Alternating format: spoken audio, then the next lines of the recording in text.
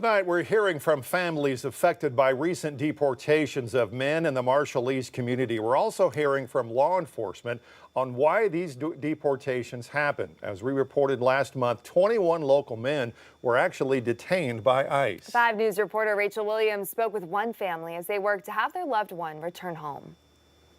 It was scary, and I was very nervous that they took him, and I don't know where they're taking him to. On January 2nd, Toma Mina's world turned upside down. That's the last day she saw her husband, Randy Bolkiem. They just put the handcuff on him and then just told me to give him his passport and a phone, cell phone. Her husband was detained by ICE and taken to a facility in Louisiana.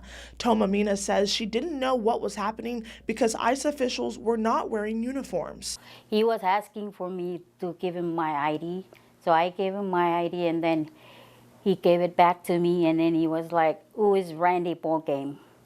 And so I was telling him, "He's my husband." "Why?" It's like, "Where is he?" So, and I say, "He's in the house." And so he told me to go get him. And minutes later, he was gone. It's hard for me to, by myself with everything, like pay our bills. And we're not really happy at home that he's not here. According to the Marshallese Consulate, Randy is one of 21 local Marshallese men detained in January by ICE in Northwest Arkansas. Randy has lived in the United States for over 20 years. Randy has U.S. citizen children from 8 to 21. He has 4 children, he has a wife, and he had been working for a number of years at local food manufacturer, being the breadwinner in his family. According to ICE, in November of 2021, Randy was convicted of felony domestic battery. Sarah Moore, the executive director for the Arkansas Justice Reform Coalition, says the men detained were on probation but were in full compliance with the court orders. Randy in particular had some court obligations that he had fulfilled, all of those necessary requirements, had been with his family, had been providing for them, had been working. As we reported earlier in the year, the Washington County Sheriff's Office told 5 News they participate in a voluntary program called State Criminal Alien Assistance Program, or SCAP. SCAP has nothing to do with deporting anyone or going out and doing a roundup to find people that are illegal. It's only people that have come to jail and met that criteria in the grant reporting period. The Sheriff's Office submits the names of people who meet the criteria for detainment to the Bureau of Justice Assistance, according to Cantrell, not directly to ICE.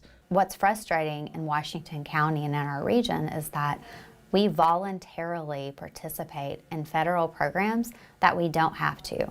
They are not mandatory, but we take it upon ourselves to say, let's provide additional information about these individuals so that we can make a little extra money. The program is voluntary, but the Washington County Sheriff's Office receives money for its participation, which actually causes potentially extra detainment and extra cost in our community, which also we do know flags these individuals for a deeper review so that they have the possibility that they will be separated from their families. According to Washington County officials, the SCAP program requires individuals to be a non-U.S. citizen, convicted of 2 criminal misdemeanor crimes or a felony offense, and has to spend at least 4 consecutive days in jail. The Arkansas Justice Reform Coalition and a nonprofit attorney are now working to get Randy back home. His family and his children have a strong desire to be reunited with him. While his family waits to be reunited again, He keeps telling me to be strong.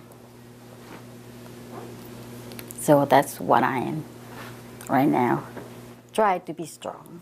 in Washington County, covering news where you live, Rachel Williams, 5 News. In a statement, ICE officials said Randy is in custody pending the outcome of his immigration proceedings with the Executive Office of Immigration Review.